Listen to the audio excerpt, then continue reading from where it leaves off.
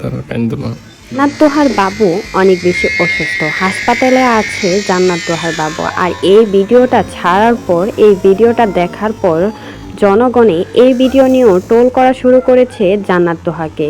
তবে অনেকেই কিন্তু জান্নাত তোহার এই ভিডিওটা দেখে অনেক প্রশংসা করেছে, অনেক ভালো বলেছে। সব মারাই খারাপ হয়, কিন্তু সন্তানের প্রতি তারা কখনোই খারাপ আচরণ করে না। এদিকে তার বাবুর যখন অক্সিজেন নেওয়া হচ্ছে তখন কিন্তু এই ভিডিওটা করে, আর সেখানে দেখা যায় অজরে কান্না করছে জান্নাত। দেখেই বোঝা যাচ্ছে ছেলের প্রতি কতটা মায়া আর কতটা যত্নে ছেলেকে বড় করছে জান্নাত তোহা। সে হয়তো বা বউ হিসেবে বা মেয়ে হিসেবে খারাপ হতে পারে, কারণ কিছুদিন আগে তাদের একটা ভিডিও ভাইরাল হয়েছিল যেখানে অনেক খারাপ একটা ভিডিও দেখা গিয়েছিল। আর সেখান থেকে জান্নাত তোহাকে কেউ পছন্দ করে না, সবাই নেগেটিভ কথা বলে জান্নাত তোহাকে নিয়ে।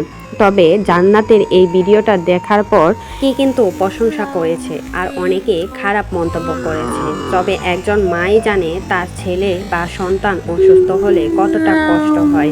ছেলের এই অবস্থা দেখে কোনো মতেই সে ভিডিও নিতে চাচ্ছিল না। তবে অনেকে ভিডিও ছেড়েছে। এই ভিডিওটা দেখার পর সবাই বলছে ছেলের এই অবস্থাতেও আপনাদের ভিডিও বানাতে হয়, এমনভাবেই কিন্তু জান্নাত তোহাকে নিয়ে ট্রোল করেছিল। ভিউ ব্যবসার জন্য নাকি তারা নিচে নেমে গেছে। তবে এই মুহূর্তটা একটা সন্তান আর মাই কিন্তু বুঝে কতটা কষ্টদায়ক আর কতটা যন্ত্রণাদায়ক হয়ে থাকে।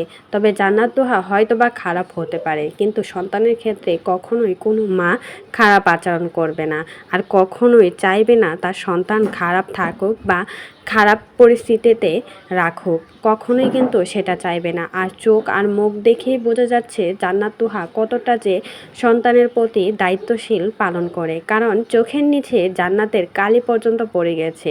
একটা সন্তান লালন পালন করতে কতটা কষ্ট মায়ের, সেটা কিন্তু একজন মাই বুঝে কতটা কষ্টদায়ক।